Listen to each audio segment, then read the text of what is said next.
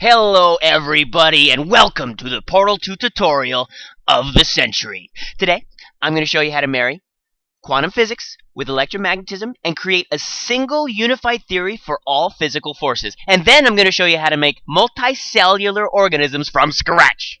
What? Huh? Oh. Oh, apparently I'm going over instances. That's just as cool, instances. And I already have a map right here. Let's do instances, because that's just as interesting. Instances. Instances are pretty easy once you get them, so here we go. This is an instance, this cute little thing right here, the elevator that is like in the thing. And then look at that fog. More instances. And then over here, look at those swinging lamps. Instances again, and then we're going to go over here and we're going to press this button. I wonder what it does. I wonder what it does. I know what it does. It drops these things from the ceiling. Boom. And go over here. We've already done the cube dropper. We'll just press the button. And ooh, look at this. It's going to fall. And then let's go over here. What do we have over here? And it is a panel. Press this button and the panel turns on. Haven't figured out how to change that yet. You got to go in and change it manually. But to hell with it. And then we'll walk on over here. What is this? What is this? Cool. We got that. It's going to come out. It's going to look at us.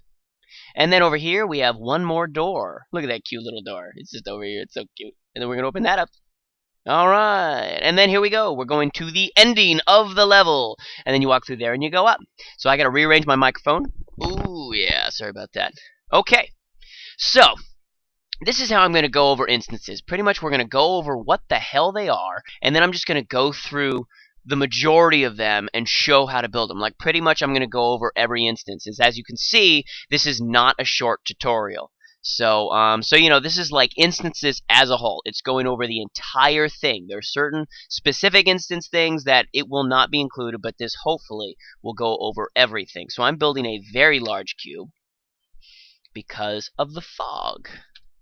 Okay, and throughout this tutorial, remember, you got to save often, because if you don't, trust me, it's going to crash. So instances, what is an instance? An instance is a map inside of your map. Pretty much. Okay, this is a really good way to describe it. This is a way to make a portal elevator. This was in the Portal 1 wiki, okay? So you got to make the base, the landing, the shaft details, landing details, the prop dynamic, funk tank train, got to make the tank, fixing the door collisions, you got to do the paths, the detail, blah, blah, blah, blah, blah, blah, blah, right? And what they did is they said, you know what, this is freaking complicated. Everybody's going to be making maps. Everybody's going to be making elevators. We know it and they know it. Why don't we take the elevator and put it into its own instance, a function instance, as they say. So then you could just load it into your map as a singular unit, and then that's it. So that's why instead of having to do all those steps, for those of you who watch my elevator tutorial, all you have to do is create the func instance, which is the logic, and then create the base, and then create the transitions. And that's it. And you're done. That's all you need to do. So that is the difference between having an instance and not. You can take this big-ass thing that's all complicated and just give it like one output. You know, like the box dropper. One output. Drop a box.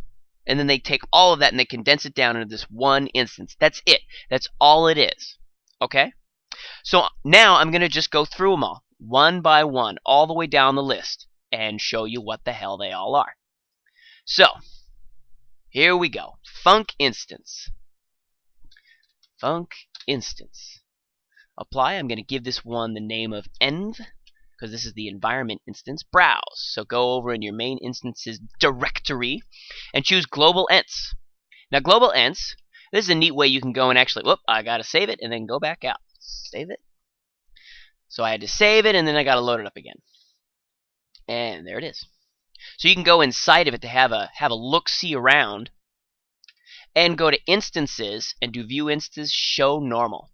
So all this fog controller crap's in here, you know, shadow controller, and it's got, you know, a tone map controller. So that obviously means that this one's going to control fog and other environmental like view types or whatever. So move it out so it's not in our main guy anymore, because it's all a no draw around it. It'll look funky if it's still in there. And then this is a neat way to check out what all the properties are, is go over here and go and do a logic auto. Logic auto. Whoops. And then go to outputs, add on map spawn, end, and then here are all your triggers. And you can actually go to the Portal 2 wiki. Whoops. Portal 2 wiki, and you can go down to list of instances, and right here, global ents, it's got the list and what pretty much all the shadow maps look like. So you can just pick it based off that. Like, you can do all this on your own, but I mean, if you just want to go and do one of the preset defaults, test chamber, let's just pick that one. It doesn't matter which one you pick. So then it'll go and it'll make it so as it goes out, as your distance goes out, you'll start to get a buildup of fog particles in between you and it. Okay. So that's a cool one. Let's leave that one in. Let's do another one, func instance. Now, going over all of them. So going down, global ents generic, it's pretty much to me like global ents except a little bit more simplified, and you don't have as many options, and it's a little bit more, it's slightly more complicated in order to implement them all. So to me, global ents is the only guy that's really worth paying attention to. And if you go over to the wiki, it just says it's like good for testing purposes. A basic set of environmental and single player entities, useful for test purposes. I mean, I don't know what that means, test purposes for test maps, I mean, it's got the thing. But like, if any, excuse me. If anything, I just use the global ents. Animated panels, it's exactly what it sounds like. It's just a bunch of animated panels that you can do. You can go and test them out, see what they look like. I chose panel fall, and I'm just going to choose one of them. Why not? So there it is. I'm going to give it a name. I'm going to call it fall. And you can go, and I assigned it to a button, but I'm going to be lazy on this time around. There it is right there. I'm just going to go and make it fall once my map spawns. Output, add, on map spawn. Fall, look at that, easy. Panel, fall, relay, trigger. That's it. And I'm going to give it a delay of like 4 seconds so I have some time to look around before it falls. Cool. That's it. You can just go and add them, test them out. There is one thing to know, though, is that unless you go in and you alter this in the instance, which is very easy to do, by the way. Alter it in the instance. Oh, and it's very easy to do to alter it in instance. We're going to do that by the end of the tutorial if you stick around that long, because, geez, that might be a freaking hour later. But you can do that, but if you just use the ones that are preloaded in, you have to use their texture for all of them. Okay, anyway. Yeah, so then for all those panel ones, you're required to, you can't do a bind on it, is what I'm saying. I've tried it and it didn't work for me. Okay, so that's animated panels. BTS, just pipes. That's it. What the guys over at Valve did is they're like, hey, you know what? All these guys are going to be using all these pipes. Why don't we go and we make it so we take a bunch of the prop pipes and then we put them all together. That's like three or four different ones put together. That's it. Pipes is when you have a bunch of pipes in the level, and it makes it a lot easier. Wall module. What's that mean? Ooh, sweet. Hey, that looks cool. So yeah, there you go. It is all of those. Buttons, it's a floor button, but I mean, buttons I feel like are so simple you don't really need an instance. And then also, it's got a different sort of texture around it that doesn't fit in with anything else unless you happen to be using that texture. Button pieces, you can guess what that is. Chamber hallways, it's just this cool little chamber thing. I might do a tutorial on it later because it looks so neat with the bulging panels on the bottom. But, for the most part, it's just there, just pretty if you want to happen to use a hallway going through stuff. Choreo, that's Gladys Jen Actor. That's her speaking. And there's a way to call it in. That's a whole tutorial on its own of how to get GLaDOS to speak as you do things. Co-op, I'm not doing co-op stuff. I'm very sorry, but I don't have any interest in it. I apologize. Destruction. This is pretty cool. Destruction ambience. Now the thing to know about destruction ambience is that this is the radius that it's going to go on. It's a func tank train. Whoops. That means that, if anyone did moving panels or anything, it's a func tank train that goes around and around, and it makes this explosion. So here we go, destruction ambience. And you know where it is from the little divot. It's hard to see. Well, I'll just go up. In the corner. So then that path right there is the path that it's going to take, and then these are the things that go around. So all these logic autos and func palm instances and func instance parameters, these are things that you need in order to get it so you can access the instance from the outside if you're going to make your own. But the environmental shake, the sound, and then the logic timer are those three that really matter. So then it goes around on this track in your map, and it makes everything shake on cue. And the thing about this to know, and then it's another cool thing about instances that you can do, is you can learn a little bit of how they work and then be able to like do your own stuff if you really wanted to. Do your own stuff if you really wanted to, but this one, it's a continual fire. It goes over and over and over again. So min refire is the minimum amount of time that goes between each shake. Max, it's the maximum time, and it does a random amount in between there. Shake amplitude, you can do it from like 0 to 16. I'll just do 7. you know, and it goes and it makes a noise, and it's pretty cool. It's like some distant booming explosion. So that is that. Instances more. So a destruction door, it's just a bunch of doors. All the entry and exit ones, they're there, and they have one side that's not drawn, so they're not functional doors. They're there to like save system time. You know, they're just placeholder doors. They're not there to be used, you know, for anything other than being a placeholder. Vertical security door, that's the one that you saw in mine. It opens up and down, pretty cool. And then door entities, you know, you have a bunch of frames and stuff like that, and then some entry and exit doors and stuff like that. You know, it's just the same. And then door, whoops. And then door entities, you have a couple of specific doors, you know. I mean, again, I feel like doors are so easy anyway, unless you want one for entrance and exit. Whatever. Elevator scenes, I'm having a real issue getting this working. What Active03 is supposed to do is you put that on top of your logic. No, you put that on top of your like elevator base and your elevator logic. You put that on top, and it's supposed to make it so on the departure elevator, when you walk up, all this crap is falling through the elevator. I think it needs to be altered. I think there needs to be I think you need to go in and alter it manually, because I'm having some serious issues getting that working. But you know, so that is that one.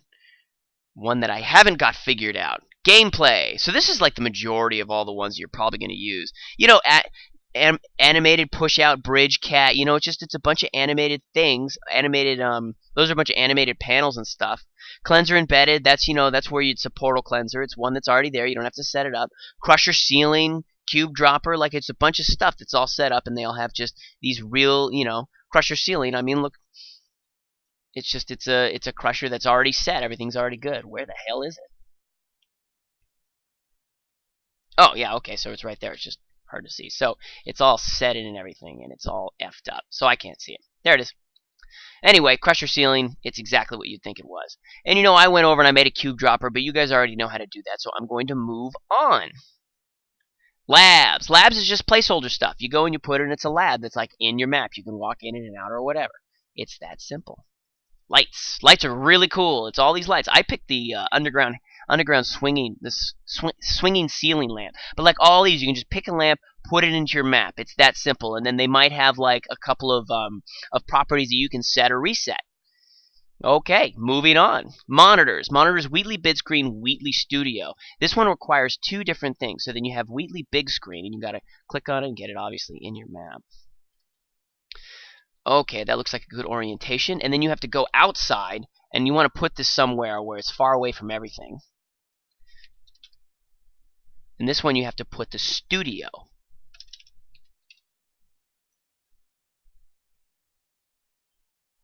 Wheatley Studio. So there is the studio. Make sure, like I said, it's not intersecting with anything. There we go. So the Wheatley Studio is where, like, it records Wheatley right here, and then it sends it out there.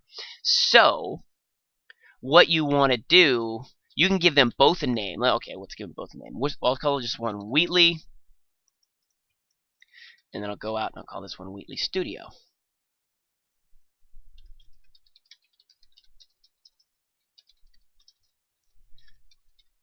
Wheatley Stupid.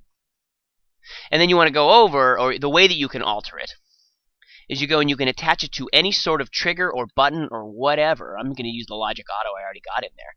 On map spawn, and let's do Wheatley, and then you want to enable relay enable screen trigger. Cool. So now the screen is going to be working, and then on map spawn, and then Wheatley, and then you want so the screen is enabled. You want to deploy it so the screen comes out, because if you don't deploy it, it'll be stuck inside this like little thing there. It's like that not screen, like oh, whatever, you know what I'm saying. It'll be stuck in there, and then pretty much you have all these options of other cool little transitions that you can do. You can deploy it 7 degrees, 15 degrees, disable screen, do screen cracks, or you can go to the studio, and you can have Wheatley leave and then return and zoom in and zoom out. So then those are the options with that. Those are all the animations that they chose. So let's just do Wheatley return. I don't know. Okay, so that's the studio. Moving right along. Told you it was going to be a long one. Func instances. And really, you could do exactly what I'm doing on your own. Multiplayer, I haven't really touched that much. My bad. Signs, it's exactly what you think. It's that sign that you saw. It's there, and you set it to a trigger, and then it comes up. I think this one, if you want the sign to say anything other than 00, you actually have to physically go in and make your own sign. So that's as far as I know. But as of now, you can get it to activate, and it's just a 00. Okay, test chambers. There's just some random stuff that's just there by itself. These are best if you just like load them up. There, as far as I saw, they're not cool. They're not that cool. Like the speed ramp column is this really neat sort of, all these are lights that shine out and stuff like that. It's not a thing to use actually in your map unless you want to get them up to there or something like that. I don't know. But that is that one, and you can just go and check those out if you want. But those don't serve any functional use. They're not really awesome like any cube dropper or Wheatley thing or anything like that. Transitions, you know about those. I had to remake a couple of them. If you guys checked out my starting without a potato map, I had to go and alter one of those and download a user-made one. Isn't that interesting? Tube elevator. So tube elevator, this, I don't really understand anything that this one does. It's there and it's all the pieces. I don't know. Turbine elevator, you already know about. You have all your different logics and your different bases. And then the last one is underground. Fade to death goo. This is exactly what it sounds like. You can go and apply it and get it in there. And basically all you need to do is just set up an input on it. Where is, I got to give it a name, so then die. This is a great one to do if you have goo. You don't even need to do a trigger hurt or anything like that. You just fade to death when you go in there. That's it. So you can go and do the output and then do on map spawn and then die. And then right there, reload relay trigger. That's it. And I'll give it 10 seconds. So then I'll die after 10 seconds. What am I doing? I don't want to do that. But that's how you do it. It is that simple. And I'm gonna go over this one. So that's underground. Test dome entrance, exit, trapdoor cube dropper is exactly what it sounds like. It's just like a regular cube dropper. You set it to a trigger and then it drops a cube. Test chamber door, it's an underground door. Looks pretty cool. Know what I'm saying? Look at that. Oh man, it's cool looking. And then dome interior is way awesome. This is, where the hell is it?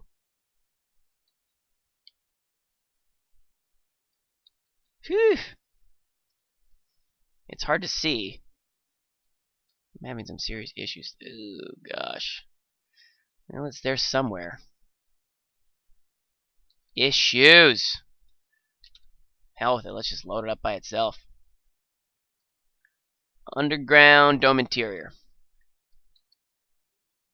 Wow, that's pretty, huh? Anyway, it's the entire dome interior. So if you're doing a test chamber inside a giant dome, then that's the one you want to do. It's pretty gnarly. You need to do lighting effects because it looks pretty ugly. But other than that, there you are. I'm going to undo that because that thing was a pain in the ass. Okay, and then this is going to be the longest part of the tutorial, doing the dome entrance and exit lifts. Okay, the dome exit lift works exactly how you would think it would. It just works.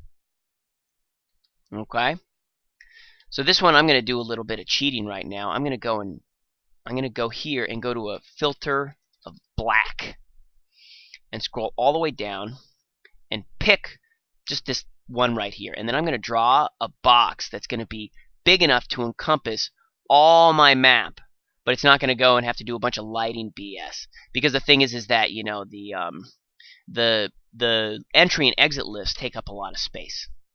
And let's make it hollow. Okay, and I'm going to make sure, don't run game after compiling. I'm going to compile it, make sure it goes good. So it's looking like it's pretty good so far. I'll let that do it while I continue. Okay, so then this is the exit or entrance. This is the exit, so the exit works fine. So then I want to make it so, okay, so then I want to, this is not sticking out, is it? Yeah, it is. Okay, so first off I got to go and then carve that out. So let's just go and pick another one of these. It's not gonna be pretty what I'm doing here. But I'm doing it as quickly as possible. So I'm doing that and then I'm gonna carve it. Okay, so then that one should be fine. So you can go and get out of there. I think I'm running out of memory on my computer, which is why it's all foobar. And then this one, gotta get that. So zoom into here, and we'll just carve all this guy out. You're not supposed to use carve, but hey, you know, whatever. Because normally your map wouldn't even be set up like this. Know what I'm saying? Okay. Enter. Delete. Whoops. Undo. Ah, damn it. It was perfect. Okay. Enter. Cute box. Very cute. Carve it. Delete it. Okay. So I think that's going to be okay. Shouldn't have any issues. This guy ran. Alright. Okay, let's try this again. Make sure that it goes. And while it does that, I'm going to do... So that's the exit, which you can get to. Here, let's go and extend this. Okay. And that's why you got to save it all the time, because my hammer just crashed. No, don't load it up. Let's try this again. Open. Test.vmf. Alright. Like I was doing. Okay, click on this guy. Give me a little bit more space there. Okay. I don't know. I think you can fit through there. Well, if not, anyway. Anyway, it doesn't matter, because I'm going to mess this up even further than it already is. So it ran fantastic. Okay. And now let's do okay. So you have to actually open up the entrance dome, and you have to alter it. So we're going to do that right now, because it won't work otherwise. It will not work otherwise. So you have to go over, find your underground, and open up your entrance dome. I've got my entrance dome original right here after I messed it up. So here it is. The issue is that it won't trigger the elevator to go up when you do your player spawn. Alright? That's just the way it is. I don't know why. So you have to go, and then choose your block tool, and then pick a trigger. And then you got to zoom all the way down in. You want it to be a good looking little trigger here, and then you want it to take up this whole space, this whole area. Something like that. There we go. Okay, that looks good. And then you want to make the trigger, Control T, have it trigger once. Trigger once. Alright. So then add on outputs on start touch. You want to do entrance lift train, and then you want to start at, what is it? Start forward. Because the thing is, they have all these triggers out here, all of them just everywhere. Trigger once, and then their output is the exact same thing, entrance lift trigger start forward, but none of them work. So you have to do that, and then you have to save it. Okay?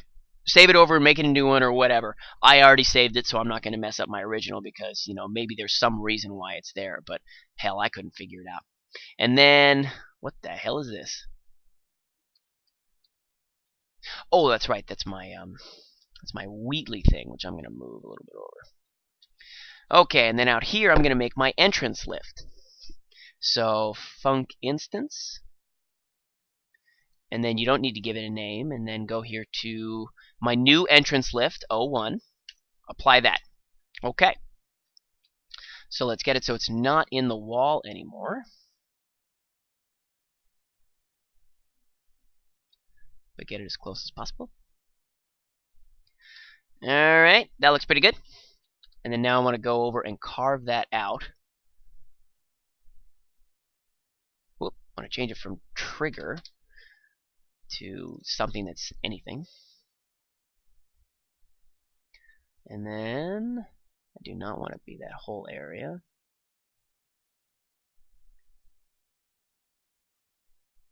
Right there would be perfect. And then go and carve that out.